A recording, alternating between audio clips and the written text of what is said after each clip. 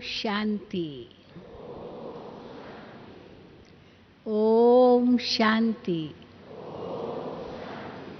ओम शांति।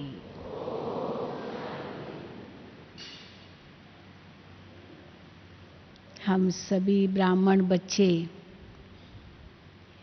इस संगम युग पर कितने न भाग्यशाली हैं, क्योंकि हम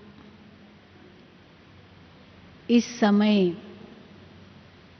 प्रभु पालना में चल रहे हैं। स्वयं प्रभु माता पिता के रूप में हमारी पालना कर रहे हैं। प्रभु पालना के साथ परमात्म पढ़ाई पढ़ रहे हैं। स्वयं परमात्मा शिक्षक बन हमें ईश्वरीय ज्ञान और राजयोग से श्रृंगार रहे हैं। तो प्रभु पालना, परमात्म पढ़ाई और बेहद की प्राप्तियां सतगुरु रूप में हमें करा रहे हैं, पावन भी बना रहे हैं, घर जाने का श्रेष्ठ मार्ग भी बता रहे हैं। तो इतनी सब उपलब्धियां इस संगम युग पर हम बच्चों को मिल रही है और दुनिया इन सब को ढूंढ रही है, इन सब को पाने की इच्छुक है।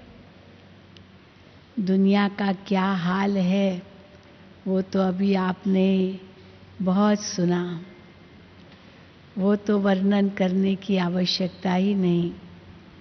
और स्वयं आप अपनी आँखों से देख रहे हैं, कानों से सुबह से रात्रि तक सुनते रहते हैं। लेकिन हमारा फर्ज क्या है? क्या हम अपने फर्ज को समझ रहे हैं? क्या हम उन आत्माओं की तरह तो नहीं अपने को समझते हैं कि हम भी कहीं ऐसे ही हैं? लेकिन हमें जो पालना, पढ़ाई और प्राप्ति हुई है,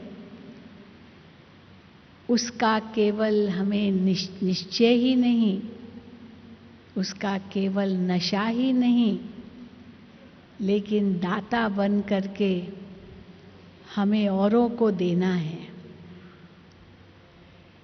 और उसके लिए रहम दिल बनना है, कल्याणकारी बनना है। क्योंकि बिना रहम दिल बने, बिना कल्याणकारी बने हम दातापन की स्थिति का अनुभव नहीं कर सकेंगे। तो रहम दिल भी बनना है, कल्याणकारी भी बनना है और दाता भी बनना है। ये आज का हमारा विषय है। लेकिन औरों के प्रति ये तीनों बातें बनने से पहले स्वयं पर ये तीनों बातें अप्लाई करनी है। अपना भी रहम दिल बनना है। कई बार हम देखते हैं दूसरों पर तो रहम कर लेते हैं, चलो छोड़ो, कोई बात नहीं, जाने दो, फॉरगिव एंड फॉरगेट, भूल जाओ, क्षमा कर दो, भूल जाओ, रहम कर दिया। परंतु खुद पर रहम नहीं करते हैं। खुद पर कैसे नहीं रहम करते हैं? अगर हमने कोई भूल की, दूसरे ने भूल की, तो उसको तो हम क्षमा प्रदान कर देते हैं। लेकिन हमने अगर कोई भूल की, उसके लिए हम खुद को भी क्षमा कर दें, ये कई बार और मुश्किल लगता है। क्योंकि एक से भी देखा गया है कि हमने कोई अगर कड़ी भूल की तो खुद को ही कोसते रहते हैं, उस भूल को ही याद करते रहते हैं, उस भूल को भुला नहीं पाते हैं। दूसरे की भूल तो भुला देंगे पर खुद की भूल नहीं भुला पाते हैं और खुद ही खुद को दुख देते रहते हैं। इसलिए अपने प्रति भी रहम दिल बनना बहुत ज़रूरी है। चलो भूल हो गई, बाबा को सच बता दिया, बाबा ये मैंने भूल की, और फिर बाबा से प्रतिज्ञा कर ली कि बाबा फिर ये भूल मैं नहीं करूँगा। भूल की सच्चाई बता दी, छिपाया नहीं। फिर वह भूल न करने की प्रतिज्ञा कर ली, तो उसके बाद उसे भूल जाना ज़रूरी है। क्योंकि अगर हमने नहीं बुलाया तो हम अपना समय, श्वास, संकल्प, शक्ति कितना व्यर्थ गंवाते हैं। क्योंकि भूल तो हो गई, एक बार कमान से तीर निकल गया, वो वापस तो आ नहीं सकता है। निकल गया तो निकल गया। इस मुख से कुछ शब्द ऐसे निकल गए तो निकल गए। वापस चाहे आप कितना भी कहो चलो माफ़ कर दो, माफ़ कर दो, वो व्यक्ति भी माफ़ कर दे, पर हम खुद को माफ़ कर पाते हैं? मैंने ऐसे क्यों किया, मैंने ये क्यों किया, मुझे नहीं करना चाहिए था, पता नहीं अभी क्या होगा। पता नहीं के उधेड़ बुन में हम अपने आप को फंसा देते हैं। क्योंकि जो होना होगा वो तो होगा ही। पता नहीं क्या होगा, ये कहने से कोई जो बुरी बात होनी होगी वो कम तो नहीं होगी, वो तो होगी। लेकिन उसका मैं सामना कैसे करूं, उसके लिए अपने अंदर शक्ति भरनी होती है। अगर वो शक्ति नहीं भरेंगे और अगर उस भूल की चलो सजा मिली और शक्ति है नहीं,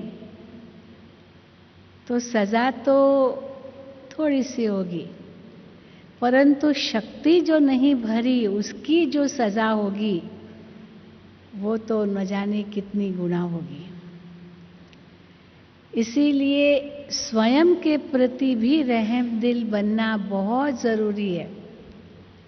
पर इसका मतलब ये भी नहीं है कि हम अलबेले बन जाएं या ये सोचे कोई बात नहीं, भूले तो होती रहती है, सभी करते हैं, हमने भी कर ली तो क्या हुआ, कौन संपूर्ण बना है।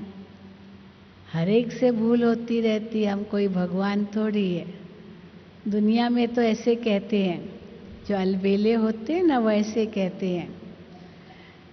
क्या कहते हैं इंग्लिश में कहावत है, टू एयर इज ह्यूमन, यानी भूले करना ये तो मनुष्य का काम है।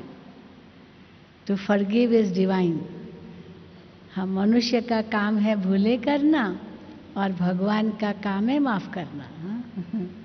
तो इंसान तो भूले करता ही रहेगा और भगवान का काम है माफ करना है, क्योंकि वो तो रहम दिल है।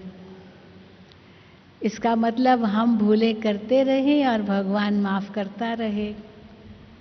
पर हमें भी सुधरना है ये नहीं सोचते।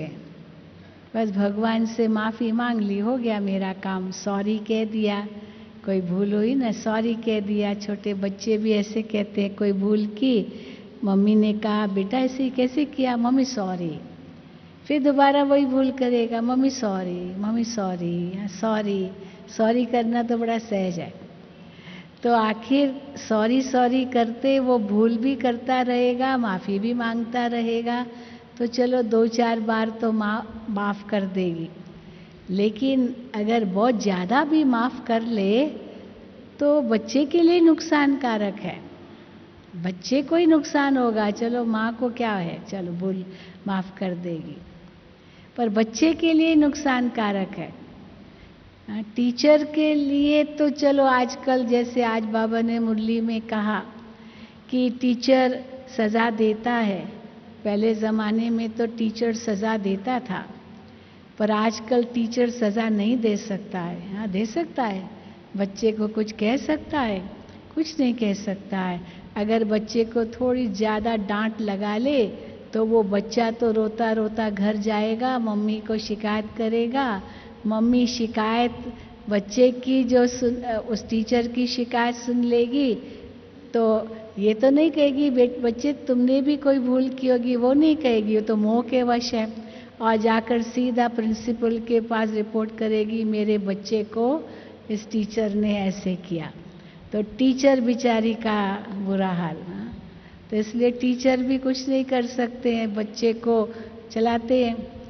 पहले ज़माने में कहा जाता था, अंग्रेजी में ये बड़ी कहावतें, हिंदी में उस प्रकार की भी होगी, spare the rod and spoil the child, कि आपके हाथ में छड़ी हो, टीचर के हाथ में छड़ी हो, और अगर छड़ी को आपने यूज़ नहीं किया, बच्चे को मारा नहीं, तो आप बच्चे को बिगाड़ देंगे। क्योंकि सज़ा नहीं देते हैं तो बच्चे को मारना भी ज़रूरी है, नहीं तो बच्चा सुधरेगा नहीं। तो स्पेयर द रॉड माना वो छड़ी को यूज़ नहीं करो, और स्पॉइल द चाइल्ड, बच्चे को बिगाड़ो। लेकिन आजकल तो ऐसा ज़माना है, किसी को कुछ कह ही नहीं सकते। कई हम न्यूज़ सुनते रहते हैं, माँ ने बच्चे को कहा बच्चे ऐसे मत करो, बच्चे ये ठीक नहीं है, बच्चे ये ठीक नहीं है। तो वो बच्चा सहन नहीं कर सका और जा कर के सुसाइड कर लिया। अब बच्चे ने सहन ही नहीं किया, सुसाइड कर लिया। बताओ, अपने जीवन से हाथ धो दिया, क्योंकि वो सहन नहीं कर सका। माँ ने ऐसे कहा, क्यों कहा? या माँ ने बच्चे को कहा बेटा ये अच्छी बात नहीं है, बेटा ये मत करो। इतना गुस्सा आया, बंदूक पिताजी की रखी थी, उठा के माँ को ही मार डाला। आजकल ये स्थिति है। तो इसीलिए माँ भी डरती है, बच्चे को कुछ कहें तो कहीं ये सुसाइड कर ले या मुझे ही ना मार डाले। भाई ठीक है, जो चाहो सो करो, पर उससे तो बिगड़ते ही जाते हैं। किसी ने हमको बहुत अच्छी बात, एक हंसी की बात कही कि ये जो हमारी जनरेशन है ना, हम लोग जिस उम्र के हैं, हम लोगों ने अपने माता पिता का कितना सुना होगा और उनकी आज्ञा पर चले होंगे, पर अभी दोहरा रूप है, माँ बाप की आज्ञा पर भी चले और बच्चों की आज्ञा पर भी चलना है। ऐसे नहीं कि हमारी आज्ञा पर बच्चे चलेंगे, लेकिन हमको उनकी आज्ञा पर चलना होता है। जी हजूर, जी हजूर, आज बाबा ने कहा जो हुकुम, जो हुकुम। तो बच्चों को भी यही माँ बाप कहते हैं, जो हुकुम। राजा को तो प्रजा जो हुकुम तो क्या कहेगी, पर बच्चे जो कहे तो जो हुकुम। हम तो विदेश में देखते हैं कि माँ अपने बच्चे को ये कभी नहीं कहेगी कि बेटा ये करो, कभी नहीं कहेगी। पहले उनसे अगर करवाना है ना तो उनसे पूछेगी पहले, बेटा ये करोगे? बच्चा कहेगा नहीं करूँगा, तो माँ कुछ नहीं कह सकती है, कुछ भी नहीं कह सकती, नहीं करूँगा तो नहीं करूँगा। और कई ऐसे बच्चे उतने उल्टे होते हैं, अगर माँ कहेगी ये करो तो नहीं करेगा, और कहेगी नहीं करो तो करेगा। ऐसे भी उल्टे हैं। तो इसीलिए ऐसी स्थिति बन गई है। तो क्या उचित है? उससे उचित है कि खुद को भी रहम करो, दूसरों को भी रहम करो, क्योंकि ये सब के हिसाब किताब इस अंतिम जन्म में चुकते हो रहे हैं। 63 जन्मों के हिसाब किताब इस समय चुकतू हो रहे हैं। किसने किस जन्म में क्या कर्म किया होगा, क्या मेरे साथ उसका संबंध होगा, क्या मैंने उसके साथ किया होगा, उसने मेरे साथ क्या किया होगा, वो सारे हिसाब किताब अभी इतने हो गए हैं जो अभी उसको चुकतू करना है। जो बाबा कहते हैं कि अभी और कुछ भी हिसाब किताब मत बनाओ, क्योंकि अगर और हिसाब किताब बनाएंगे, किसी भी विकार के वशीभूत कोई भी कर्म करेंगे तो 1 गुना तो क्या 100 गुना हो जाएगा। क्योंकि बाबा को तो हमने अपनी सब बुराइयां दे दी ना, हाँ, बाबा के पास आए, मन बुद्धि से समर्पित हो गए, बाबा हम आपके हैं। तो बाबा के हो गए तो ऐसे तो नहीं है कि केवल तन मन धन यही बाबा का समझा, लेकिन जो कुछ भी है, हाँ, जो कुछ मेरे अंदर था बाबा ये आपका। तो बुराइयां भी हम शिव को अर्पित करेंगे। अभी शिवरात्रि आ रही है तो अक के फूल चढ़ाएंगे, धतूरा भांग पता नहीं क्या क्या चढ़ाते रहते हैं। तो कड़वे कड़वे चीज़ें भी चढ़ाएंगे, सब शिव जी के ऊपर सब चढ़ाते हैं। भगवान तो वही लेता है, बाकी तो अच्छे अच्छे गुलाब के फूल तो शिव जी पर कभी नहीं चढ़ाए किसी ने। हाँ, कोई बेकार की चीज़ें ही चढ़ाते, चलो दूध भी चढ़ाएंगे या कुछ भी चढ़ाएंगे, अभिषेक भी करते हैं। तो आज से 150-200 साल पहले अंग्रेज़ों का जब यहाँ राज्य था तो भारत से काफ़ी सारे लोगों को मॉरिशस ले गए थे गन्ने के खेतों में काम करने के लिए। तो वे भारत के लोग अधिकतर बिहार यूपी के थे। तो वे सब गंगा जल अपने साथ ले गए थे, क्योंकि गंगा जल का बड़ा महत्व है। तो वहाँ पर एक तालाब था, उसमें उन्होंने गंगा जल डाला था, और जैसे कि उनके लिए वो गंगा है तो गंगा तालाब ऐसे कहते हैं। तो वहाँ पर बहुत बड़ा मेला लगता है मॉरिशस में, और वहाँ से जल लेकर के आते हैं, पैदल आते हैं और शिव के मंदिरों में शिव पर चढ़ाते हैं। तो हमारा जहाँ सेंटर था तो वो सेंटर बिल्कुल उनके रास्ते में आता था। तो कांवर लेके आते थे, जल लेकर के आते थे, तो रास्ते में उनको नींबू पानी ये सब, क्योंकि पैदल आते थे। तो हमने एक भगत से पूछा, यात्री से पूछा, मैंने कहा कि आप इतना पैदल जाते हो और पैदल आते हो, कितने घंटों और शिवरात्रि पर आप जल चढ़ाते हो, तो इससे क्या आप क्यों ऐसे करते हो?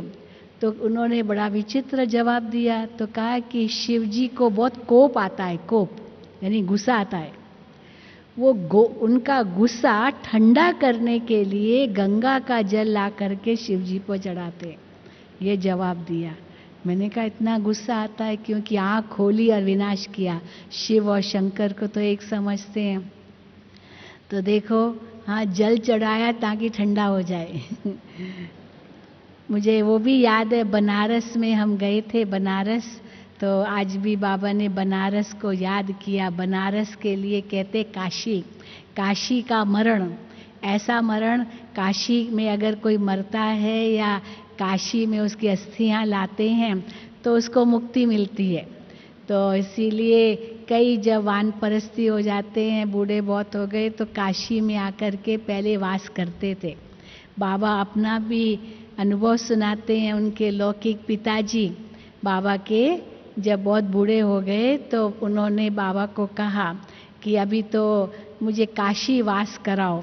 तो बाबा ने एक मुरली में कहा था कि मैं अपने पिता को काशी में लेकर के आया था, एक मकान लेकर के दिया, कुछ नौकर चाकर साथ में रखे कि आप इनको संभालेंगे, और उनका अंत वहाँ काशी में, यानी वहीं डेथ हुई थी उनकी। तो कहने का भाव है कि काशी में मरण हो तो मुक्ति मिलेगी। तो गंगा जल का बड़ा महत्व है। तो बाबा कहते हैं कि ये जो गंगा जल है, कोई ऐसे शिवजी पर चढ़ाने से तो नहीं कोई पाप नाश होंगे, लेकिन मैं काशी जब गई थी तो वहाँ बहुत, जो विश्वनाथ का मंदिर है, बहुत मैल है, बहुत गंदगी है, क्योंकि बहुत जल चढ़ाते हैं तो चारों ओर गंदगी है, नंगे पैर जाना पड़ता है। कई विदेशी आए हुए थे, वो भी सब आते हैं। पुलिस का बड़ा पहरा है चारों तरफ, क्योंकि कहीं भी अटैक कर ले कोई।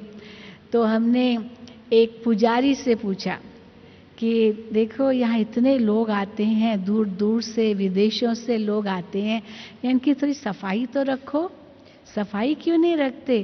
तो कहता है, माता जी ये ना सब जो भगत आते हैं अपना पाप यहाँ छोड़ के जाते हैं।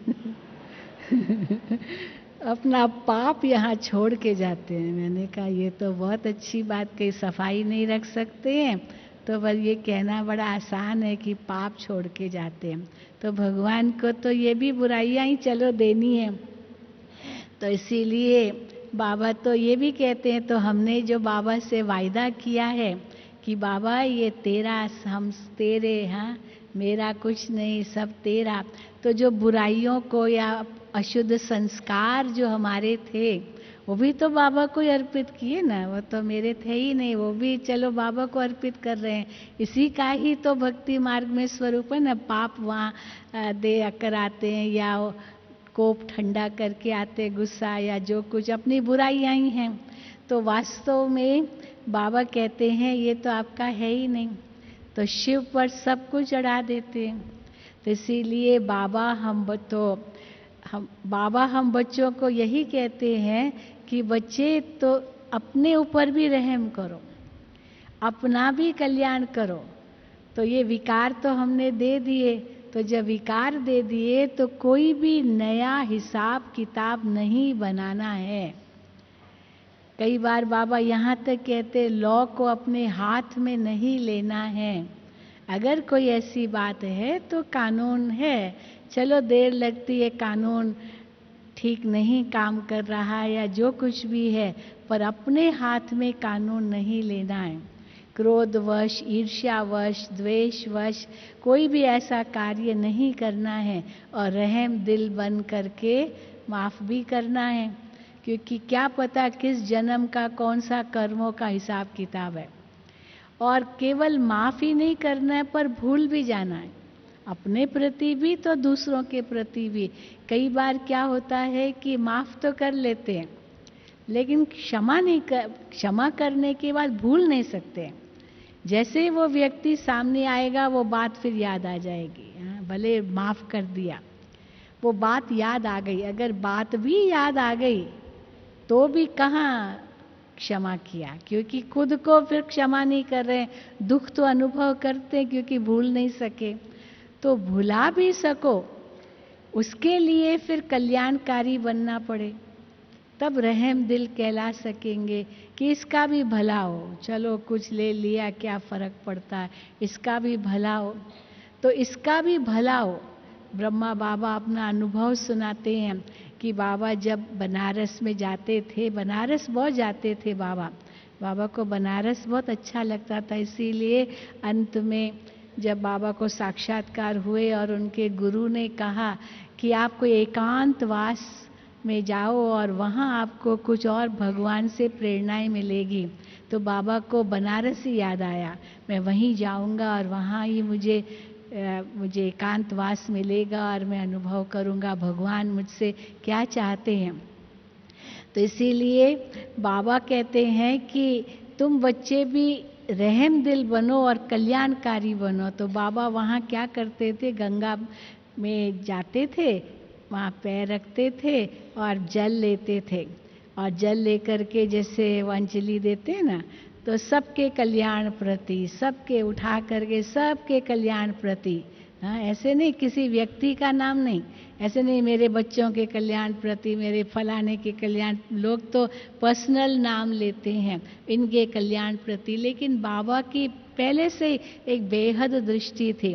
तो उठा करके अंजलि जैसे देना सबके कल्याण प्रति, सबके कल्याण प्रति।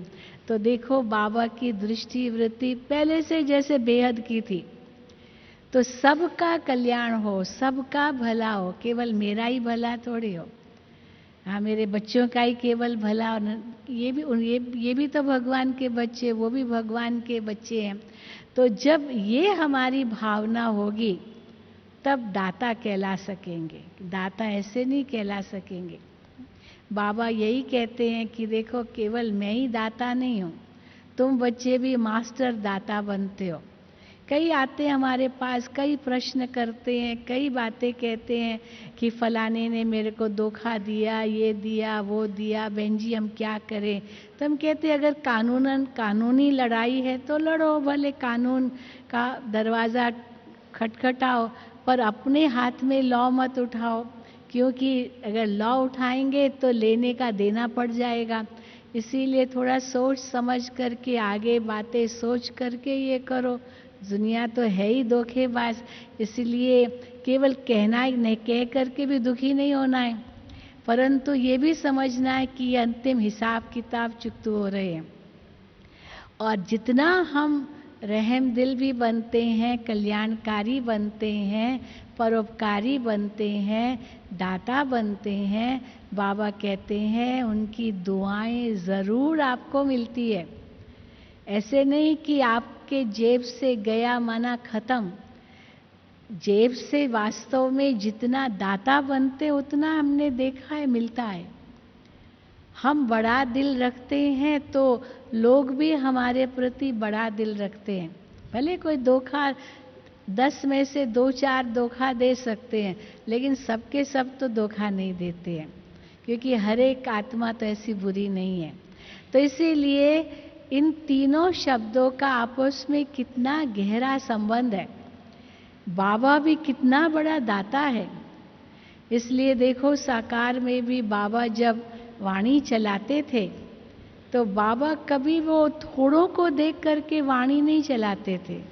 कई बार आप मुरली में सुनते होंगे बाबा कितनों को याद करते हैं, तो बाबा विदेश के बच्चों को भी याद करते हैं। क्यों? क्योंकि बाबा की बुद्धि हद की बुद्धि नहीं थी। लौकिक से जैसे बाबा न्यारे हुए अलौकिक में आए तो लौकिक के प्रति भी हद की बुद्धि खत्म हो गई, मेरापन खत्म हो गया। भले लौकिक में उनके बच्चों को होगा ये मेरे पिता है, पर बाबा को ये था ये सारे मेरे बच्चे हैं। इतने हद तक मेरे बच्चे सोचा, केवल इंसान को ही मेरे बच्चे नहीं सोचा, पर जानवर पक्षी उनको ही बच्चे समझा। बाबा के आगे बंदर आते थे, पक्षी आते थे। एक दिन वो पक्षी नहीं आया, बुलबुल आती थी, रोज बाबा उनको दाना देते थे, रोज वो आती थी। तो एक दिन वो बुलबुल नहीं आई तो बाबा ने कहा आज वो बच्ची नहीं आई है। तो किसको लगा कि कौन सी बच्ची, कोई बहन के लिए बाबा याद कर रहे होंगे। तो बाबा से पूछा बाबा कौन सी बच्ची? बच्ची वो बुलबुल जो आती थी ना, वो बच्ची आई नहीं है, आज बच्ची आई नहीं लेने के लिए दाना। तो देखो बाबा के लिए बुलबुल भी बच्ची, तो बंदर भी बच्चे, तो सब बच्चे। इतना रहम दिल बाबा, बड़ा दिल, दाता का दिल। तो जैसे ही शिव बाबा की प्रवेशता हुई, बाबा तो बिल्कुल दाता जैसे बन गए और सब कुछ शिव बाबा का ही समझा। और उसके बाद कैसे बाबा की दृष्टि इतनी उपराम हो गई, जो बात मत पूछो। बाबा ने यहाँ तक कर कई मुरलियों में कहते तो क्या बाबा भूखा मरा? नहीं बच्चे, बाबा भूखा नहीं मरा, और ही कितना बड़ा बेहद का परिवार हो गया। कई लोग हम लोगों को कहते कि आपने परिवार छोड़ा। हम कहते परिवार छोड़ा कहाँ है, हमारा तो और ही बड़ा हो गया परिवार। छोड़ा थोड़ी, छोड़ा क्या और ही बड़ा परिवार हो गया। वो जो हद का परिवार वो भी बेहद के परिवार में मिक्स हो गया। अभी तो यहाँ तक हम तो यही अनुभव करते हैं, सारी दुनिया ही अपनी दुनिया है, सारा संसार, सारे देश अपने ही हैं। क्योंकि बाबा के विदेश के बच्चे आते हैं, हम भी वहाँ जाते हैं, तो कुछ लगता ही नहीं है कि हम कोई पराए देश में आते हैं या पराए लोगों से मिल रहे हैं। ये पराई भाषा है, हम जानते नहीं हैं, जानते तो नहीं है उनकी भाषा, लेकिन फिर भी ऐसे ही लगता है ये सब अपने हैं। तो हद का सब बेहद हो गया। तो ब्रह्मा बाबा के लिए कितना सारा बेहद हो गया होगा, हमारे लिए तो फिर भी सीमा में है, हमारे भाई बहन हैं, उनके बाबा के तो सारे बच्चे हो गए। यहाँ तक कि इतने हद तक बच्चे जो बाबा की लौकिक में युगल थी पत्नी, बाबा उनको भी बच्ची बच्ची कहते थे। अब बताओ हाँ? और वो भी बाबा को बाबा बाबा कहती थी। तो देखो किसका त्याग बड़ा, उनकी युगल का त्याग बड़ा या बाबा का त्याग बड़ा। कई बार आता है कि रामायण में दिखाते हैं कि सीता राम के साथ चली गई, वनवास चली गई, सब महल छोड़ करके जंगल में गई, परंतु राम तो उसके साथ था। बेचारी वो लक्ष्मण की जो पत्नी थी उसका त्याग तो और ज्यादा बड़ा था ना। जो उसका पति भी गया और वो खुद वहाँ अलग, तो किसका त्याग बड़ा, सीता का त्याग बड़ा या वो अनसुईया, क्या नाम था लक्ष्मण की, हाँ, उर्मिला, उसका त्याग बड़ा। अगर देखे तो उर्मिला का त्याग सीता से भी बड़ा था और कम, सीता ने तो फिर भी कितनी भूले की, उर्मिला तो बेचारी उसी में थी। राम का त्याग बड़ा या भरत का त्याग बड़ा, हाँ? किसका त्याग बड़ा? यानी अगर हम सोचे तो सब कंपैरेटिव है। इसीलिए वास्तव में बाबा हम बच्चों को जब ये रहम दिल की स्थिति या कल्याणकारी दृष्टि कहते या दातापन की स्थिति कहते हैं, उसमें बड़ा दिल चाहिए, बहुत बड़ा दिल चाहिए। बाबा भी जब बच्चों को देखते थे, भले 15-20 बच्चे बैठे होंगे बाबा के सामने, मुरली तो कोई हर वक्त तो पार्टियां नहीं आती थी मधुबन में, और बाबा तो रोज मुरली चलाते थे, एक दिन भी मुरली बाबा मिस नहीं करते थे सुनाए बिना। और जिस दिन समझो कुछ ऐसी बात थी, जैसे 18 जनवरी के दिन बाबा को थोड़ी तकलीफ हुई चेस्ट में, तो मुरली नहीं चलाई, लेकिन शाम को बाबा को ख्याल आया कि आज बच्चे सोचते होंगे बाबा की मुरली नहीं आई, बाबा ने मुरली नहीं चलाई, क्या तकलीफ होगी। तो बच्चों को मुरली ज़रूर चाहिए रोज़ की, तो रात को बाबा ने मुरली चलाई है और उसके बाद बाबा कमरे में गए हैं। तो बच्चे ही सारा टाइम बुद्धि में थे। तो दातापन की स्थिति, जैसे शिव बाबा की प्रवेशता हुई, तो शिव बाबा तो है ही दाता, लेकिन ब्रह्मा बाबा भी कम दाता नहीं थे, अज्ञान काल में भी दाता थे। हद बेहद में बदल गया। तभी तो बाबा ने आज कहा कि तुम बच्चों को भी माता पिता को फॉलो करना है। माता पिता को फॉलो करना माना माता पिता के कदमों पर चलना। तो वो कैसे चल सकेंगे जब दाता की स्थिति होगी। और बाबा कैसे, दृष्टि भी बाबा की बेहद हो गई। भले वो 15-20 बच्चे बाबा के सामने बैठे रहते थे, तो बच्चों बाबा से पूछते थे बच्चे, बाबा आपने तो ऐसे आज मुरली चलाई जैसे कि पता नहीं कितने बच्चे आपके सामने हैं। तो बाबा कहते थे, बच्चे मैं केवल इनको देख के थोड़ी मुरली चलाता हूँ, बाबा के आगे तो सारे विश्व के बच्चे हैं, और वो बच्चे जो आने वाले हैं, आने वाले बच्चे बहुत आएंगे, बच्चे बहुत आएंगे, आपको बहुत मकान बनाने पड़ेंगे। न जाने बाबा की कितनी बेहद दृष्टि और वृत्ति होती थी कि बच्चों के लिए करना, बच्चों के लिए करना। तो लौकिक का तो फिर भी हद का होता है, ये 2 बच्चों के लिए, ये 3 बच्चों के लिए, 4 बच्चों के लिए। और बाबा के कितने बच्चे, अनगिनत, हजारों तो क्या लाखों, ये सब बढ़ते जाएंगे। अभी भी बाबा कहते थे जब पांडव भवन केवल था और आगे माना ज्ञान सरोवर भी नहीं था, शांति वन भी नहीं था, तो कैसे बाबा को आता था, अव्यक्त बाप दादा को भी, कि अभी इतना पांडव भवन तो छोटा हो गया, क्योंकि इतने बच्चे एक बार आ गए जो पांडव भवन में कहाँ समाएंगे, तो होटलों में रखना पड़ा बच्चों को। हिस्ट्री हॉल तो बहुत छोटा था, मेडिटेशन हॉल भी छोटा हो गया, तो जो पांडव भवन का आंगन है वहाँ पर अव्यक्त बाप दादा आए और मुरली चलाई। होटलों में बच्चे रहे क्योंकि जगह एकोमोडेशन थी नहीं। तो बाबा ने कहा कि और ढूंढो, और ज़मीन ढूंढो, मकान बनाओ। तो उस समय ओम शांति भवन जो है वहाँ पर वो एक पहाड़ जैसा था, तो वो खरीद लिया, पहाड़ खरीद लिया, और वो 1 रुपये पर स्क्वायर फुट वो जमीन मिली, जो पहाड़ की जमीन 1 रुपया स्क्वायर फुट। और कैसे वो पहाड़ को तोड़ा और ओम शांति भवन बना। और बाबा 1983 में वहाँ आए, तो जब बाबा हॉल में आए तो देखा हॉल तो फुल था, 3000 की कैपेसिटी वाला हॉल भर गया था। तो बाबा ने कहा कि बच्चे इस हॉल को तो भर दिया, तो हॉल तो अभी मिल गया, पर रहने की जगह कहाँ है। पहले बाबा ने कहा कि हॉल कहाँ है, कहाँ बैठेंगे, तो पांडव भवन का जो आंगन था उसी को बना लिया टेंट लगा करके, वहीं बाबा आए। फिर हॉल बन गया ओम शांति भवन का, तो बाबा ने कहा हॉल तो बन गया, रहने की जगह कहाँ है। तो फिर जो ज्ञान सरोवर है वो ज़मीन मिली और उसके बाद रहने की व्यवस्था बनाई वहाँ, और वहाँ का हारमोनी हॉल जो बना वो तो केवल 1600 की कैपेसिटी वाला हॉल है बस। तो बाबा जब हारमोनी हॉल में ज्ञान सरोवर में आए, बाबा ने देखा तो कहा कि ये हॉल तो बहुत छोटा है, आपको तो बड़ा हॉल चाहिए, इसलिए छोटा हॉल कैसे चलेगा। तो अकोमोडेशन मिल गई पर वो हॉल तो छोटा है, तो इसलिए और बड़ा हॉल, अभी और बड़ा हॉल माउंट आबू में कहाँ मिलेगा। तो देखो इतना बड़ा विशाल हॉल ये बाबा ने बनवाया। तो इसीलिए बेहद के बाबा ने बेहद के बच्चों को अपना बना लिया, तो दाता है ना। हमको याद है जब पांडव भवन केवल था, तो पांडव भवन जब तक बना तो 1958 में पांडव भवन में आया। उसके पहले और मकान थे माउंट आबू में, पर 58 में पांडव भवन में आए। तो 58 में थोड़ा थोड़ा और बनाते गए तो भी 30 साल लगे पांडव भवन के और मकान बनाने में।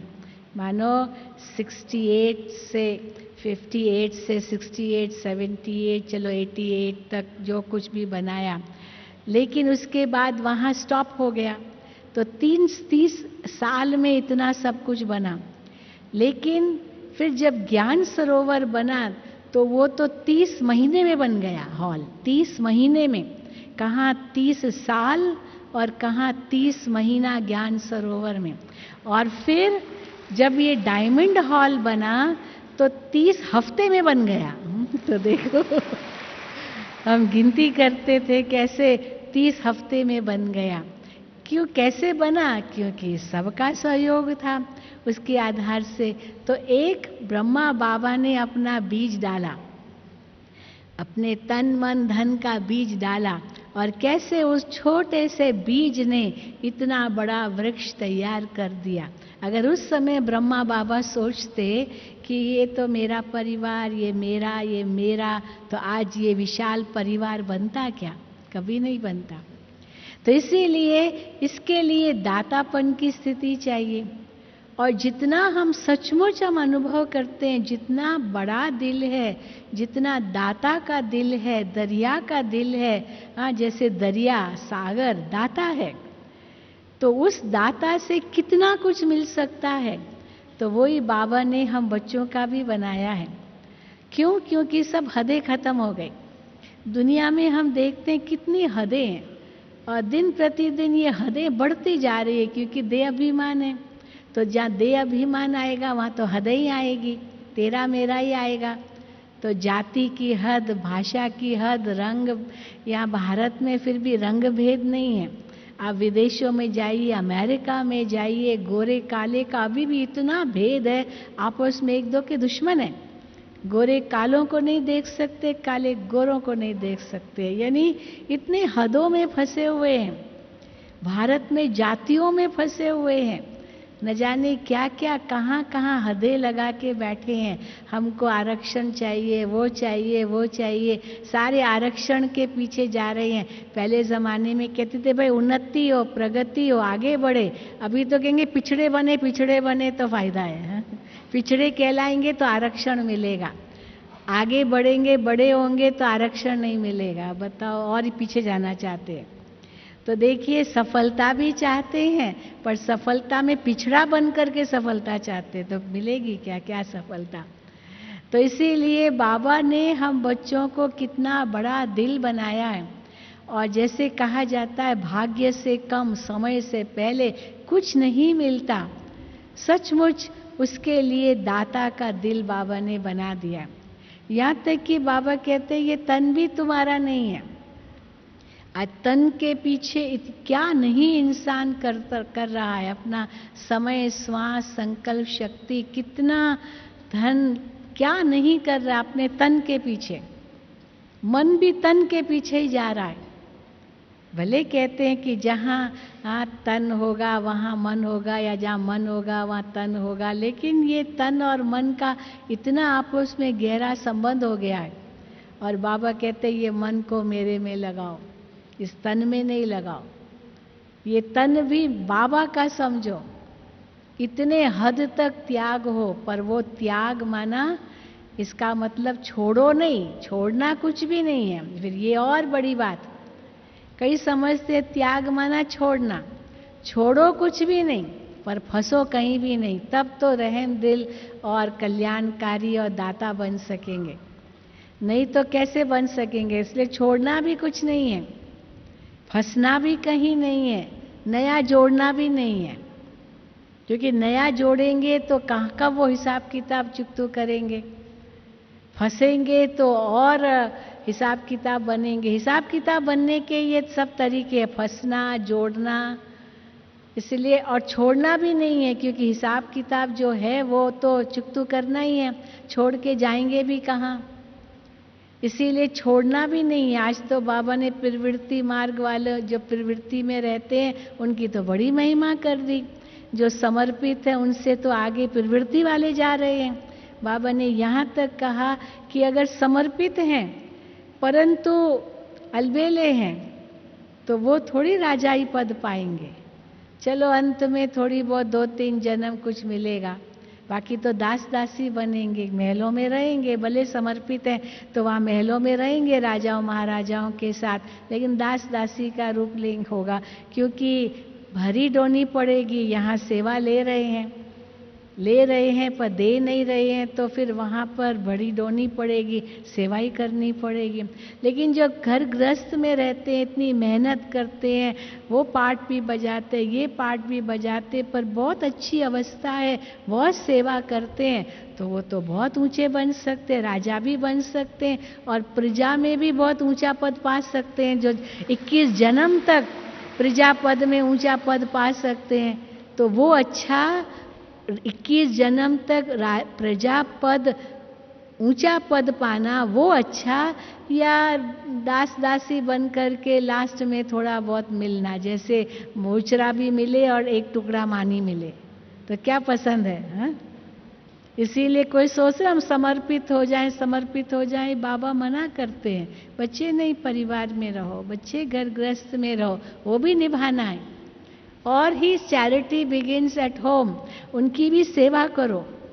छोड़ना ये तो नफरत की निशानी है, सन्यासियों ने तो नफरत दिलाई। कैसे नफरत दिलाई, ये सब माया कह कर के नफरत दिलाई। स्त्री भी माया है, बच्चे भी माया है, धन भी माया है, माया माया माया, ये कह कर के नफरत दिलाई। बाबा कहते नफरत नहीं है, ये माया नहीं है, धन माया नहीं है, धन नहीं है तो खाएंगे कहाँ से, रहेंगे कहाँ, पहनेंगे क्या, धन तो जरूरी है, लेकिन उसके प्रति जो लोभ है वो माया है, धन माया नहीं है। धन तो लक्ष्मी तो उसकी देवी है, लक्ष्मी का तो पूजन होता है, तो माया का पूजन करते हैं क्या। इसलिए धन बुरी चीज नहीं है, पर धन के प्रति आसक्ति, लोभ, मेरा तो मेरा तेरा भी मेरा, ये माया है। मेरा मेरा है, तेरा भी मेरा है, तेरा सो मेरा, मेरे हाथ न लगा, तेरा जो है वो मेरा है पर मेरी चीज को हाथ मत लगाओ, तो ये तो कितनी बड़ी माया है।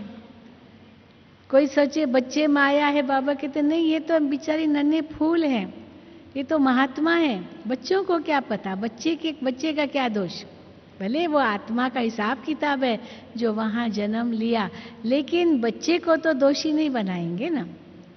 इसीलिए बच्चा तो महात्मा है, उसको माया क्यों कहते हैं, परंतु हाँ उसके प्रति बहुत मोह है तो वो माया है, मोह माया है, लोभ माया है।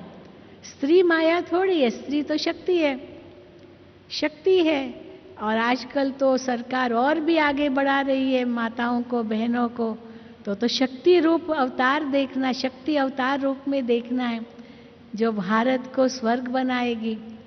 तो इसलिए बाबा कहते हैं माया नहीं, पर उनके प्रति जो काम वासना है, जो उनके शरीर पर माना उनकी वो आसक्ति है या शरीर पर अधिकार रखते हैं पुरुष, ये माया जरूर है, उसका अपना जीवन है, उसकी अपनी आत्मा है। इसलिए बाबा ने माया क्या है उसका भी बाबा ने बहुत सुंदर अर्थ दिया, तो माया को हमें छोड़ना है। आज फिर बाबा ने और बात कह दी मुरली में, माया को भी दोष क्यों देते हो, हाँ? आज बाबा ने कहा ना, माया को दोष क्यों देते हो, माया कई इसको ब्लेम गेम कहते हैं कि क्या करे बाबा, माया आ जाती है, माया बहुत तंग करती है। बाबा कहते हैं माया को क्यों कहते हो, अपना दोष नहीं निकालते हो, माया का दोष निकालते हो। माया क्या है, कमजोरी ही तो है। एक बार मेरे से किसी ने प्रश्न किया कि समझो हमारे जीवन में कई परीक्षाएं आती है, कई बातें आती है, तो आखिर उसका दोषी कौन? क्या हम ये कहेंगे कि ये माया ने परीक्षा लाई, या दूसरे लोगों ने परीक्षा लाई, या मेरे ही अपने कर्मों का हिसाब किताब है जो परीक्षा आई? क्या कहेंगे? हा?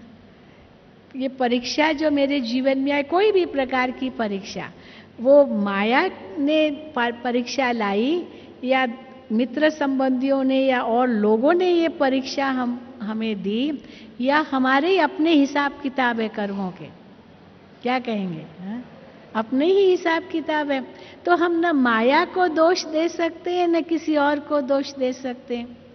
लेकिन बचपन से ही हमें ये सिखाया गया है, सच पूछो दूसरे को दोष देना। सबसे पहली बात, एक बच्चे को माँ चलना सिखाती है, हाँ, हाथ पकड़ करके उसको चलाती है। छोटा बच्चा अभी चलना सीखा नहीं है, पर वो चलो 9-10 मास का हुआ, उसका हाथ पकड़ करके वो चलाती है। परंतु कहीं थोड़ा ध्यान हट गया और बच्चा गिर गया। अब दोष तो माँ का था, क्यों बच्चा गिरा, पकड़ रही है तो उसको छोड़ा क्यों? अब बच्चा गिर गया, अभी माँ अपना दोष नहीं निकालेगी, वो क्या करेगी, बच्चे का भी दोष नहीं निकालेगी, वो धरती का दोष निकालेगी। धरती तू छीची, तो मेरे बच्चे को गिरा दिया, तो किसका दोष हुआ? क्योंकि बच्चा रोएगा, हाँ, बच्चा रोएगा तो बच्चा रोना नहीं चाहिए, ये भी माँ सोचती है। अपना दोष तो नहीं कहेगी कि मैंने ध्यान नहीं दिया, बच्चे का भी दोष नहीं, तो धरती का दोष है। तो बच्चा खुश हो जाता है, वाह मैं अपने दोष के कारण थोड़ी गिरा, धरती का दोष है, उसने मुझे गिराया। तो बचपन से ही ये जो बच्चे की बुद्धि में आ गया कि दोषी दूसरा है, मैं नहीं हूं। माँ ने भी सोचा मैं नहीं हूं, ये धरती है। बच्चा को भी कैसे कहे दोषी है, लेकिन ये दोष दूसरे का है, ये बुद्धि में बैठ गया। तो मुझे बदलना है ये नहीं सोचते, उसने ऐसे किया, उसने ऐसे किया, उसने ऐसे किया। इसीलिए तो कहते हैं ना, ये 3 उंगली अपने तरफ, 1 उंगली उसके तरफ। उसको बदलना जरूर है, इसीलिए परीक्षा आई, ठीक है, लेकिन 3 गुना दोष तो मेरा है ना। तो इसीलिए बाबा कहते हैं कि मुझे बदलना है। परीक्षा परीक्षा, माया माया माया, ये मत सोचो। माया कुछ नहीं है, ये तो कागज का शेर है। माया का तूफान आया, माया का तूफान आया, ये खुद कमजोर है तो माया का तूफान कह देते हैं। तो इसीलिए बाबा कहते हैं मैं कमजोर हूं, मैं कमजोर, ये भी मत कहो, पर मैं मास्टर सर्वशक्तिवान हूँ, मास्टर सर्वशक्तिवान हूँ, ये सोचा तो अंदर से आ जाएगी, वो स्थिति आएगी अंदर से, कि अंदर ही है सब कुछ, बाकी बाहर तो कुछ नहीं है, आपके अंदर ही है। उसी को ही उजागर करना, उसी को ही अनुभव में लाना है, वही सोई हुई शक्ति है, उसको ऊपर लाना है। कई ऐसे हैं जो कहेंगे मैं तो बहुत कमजोर हूँ, मैं तो बहुत कमजोर हूँ। एक बच्चा भी अगर वो कमजोर है और माँ उसको कहे तुम बहुत कमजोर हो, तुम बहुत बुद्धू हो, तुम तो नालायक हो, तुम तो ऐसे हो, तुम तो ऐसे हो, तो वो माँ भी कैसी, वो बच्चा उसका आगे कैसे जाएगा? तो अगर वो कमजोर है भी, बुद्धू है भी, परंतु माँ उसको कहे नहीं तुम बहुत होशियार हो, तुम बहुत अच्छे हो, तुम बहुत कर सकते हो, बहुत कर सकते हो, तो वो बच्चा भी बहुत आगे जा सकता है। तो ये मन की स्थिति की फीडिंग है। मन की कैसी हम फीडिंग करते हैं, अंदर में क्या संकल्प लाते, उसी अनुसार हमारी स्थिति बनती है। तो हमको दाता बनना है, हमको दाता बनना है, देवता बनना है, देवता बनना है, दाता बनना है। हमको दुआएं लेनी है, दुआएं लेनी है, पर दुआएं लेनी है ये भी सोचना नहीं है, ये भी एक स्वार्थ हो जाएगा, मुझे दुआएं लेनी है, लेने का नहीं सोचना है, देना है, दाता बनना है, रहम दिल बनना है, परोपकारी बनना है, कल्याणकारी बनना है, सबको सुख देना है। ये अगर बुद्धि में आएगा, दुआएं अपने आप मिलेगी, दुआएं मांगी नहीं जाती है। दुआएं तो दिल से निकलती है, परंतु क्या देना होता है, दिल से सेवा करनी होती है बस। तो बाबा कहते हैं चैरिटी बिगिंस एट होम, घर वालों की भी सेवा करो। तो बाबा ने हमको सन्यासी तो बनाया नहीं है, बेहद के सन्यासी जरूर हैं, हद के नहीं है। इसलिए छोड़ना कुछ भी नहीं है, नया जोड़ना भी कुछ नहीं है, फंसना भी कहीं नहीं है। तो क्या करना है? चौथी बात, चौथा कौन सा शब्द है जो करना है? छोड़ना नहीं है, फंसना नहीं है, जोड़ना नहीं है। तो क्या करना है? निभाना है, निभाना है, क्योंकि हिसाब किताब अभी बहुत बाकी है। जाएंगे तो जाएंगे कहाँ? इसीलिए जा तो कहीं सकते नहीं है। कोई सोचे मर जाऊं तो अच्छा है, बाबा कहते वो तो और पाप अपने ऊपर चढ़ाया, अपने ऊपर पाप चढ़ाया। कितना पाप अपने ऊपर चढ़ाया। अगर अपना ही सुसाइड कोई करते हैं तो बहुत बड़ा पाप है। कोई डॉक्टर भी अगर किसी को ऐसे गलत दवाई दे, कितनी बड़ी सजा उसको मिल जाती है। भले उसके मन में कुछ भी न हो, लेकिन गलत दवा मिल गई तो भी उसको सजा है। तो इसीलिए बाबा कहते हैं कि निभाना भी जरूर है और दाता भी बनना जरूर है। उसके लिए बुद्धि से छोड़ो तो छूटो। तो इंग्लिश में कहावत है, let go and let God. बाबा पर छोड़ दो, बोझ अपने सिर पर मत उठाओ। बाबा कई बार कहते हैं बोझ मुझे दे दो। अगर कोई ऐसी बात है, कोई ऐसी प्रॉब्लम है, बहुत अंदर में बोझ लगता है, बाबा आप संभालो, आप संभालो बाबा। हाँ, आप ही दाता हो, आप ही सब कुछ करो, मैं नहीं कर सकता हूँ। हाँ, क्यों नहीं, वो सच्चाई बताओ। हाँ बाबा, ये मेरे वश की बात नहीं है और मैं तो बाबा आपका हूँ, ये सब आपका है, आप जानो, आपका कार्य जाने। और सचमुच आप देखेंगे कैसे बाबा पर वो जिम्मेदारी दो तो बाबा उसको कैसे रास्ता निकालेगा, क्योंकि आपके अंदर में वो पॉजिटिव थिंकिंग आ गई। बहुत सुनते हैं पॉजिटिव थिंकिंग, सकारात्मक सोच के बारे में, लेकिन वो सोच तब आएगी जब हम अपने अंदर में वो शक्ति भरेंगे। सोच से ही शक्ति भरेगी और शक्ति से ही फिर वही सोच आएंगे और हम उस परिस्थिति का सहज सामना कर सकेंगे और फिर प्रकृति दासी भी बन जाएगी। छोड़ो तो छूटो, बहुत सुंदर स्थिति सचमुच हम अनुभव कर सकते हैं। लेकिन बस एक ही शर्त है और वो आज भी बाबा ने मुरली में कही। हाँ, बाबा को कहो, बाबा जो हुक्म, जो बाबा की श्रीमत, उस श्रीमत पर मुझे चलना है। बाबा ने आज बताया जो हुक्म, क्या धर्म पिताएं भी आएंगे बाबा के पास और क्या लेकर जाएंगे? एक अंजलि लेके जाएंगे। कैसे? बस एक को याद करो, ये लेकर जाएंगे संदेश और फिर अपने धर्म की स्थापना करेंगे। इतना ही संदेश लेकर जाएंगे। ये अंगुली ऊपर दिखाई जाएगी, उनको याद करो और यही संदेश उनको मिलेगा और उसी संदेश से उनको शक्ति आएगी जो अगले कल्प में वो धर्म की स्थापना करेंगे। इसलिए सब ने एक के तरफ इशारा किया है। तो हमारा कहीं और इशारा है क्या? एक की तरफ ही है। तो हम भी, हमारा भी एक की तरफ ही इशारा है।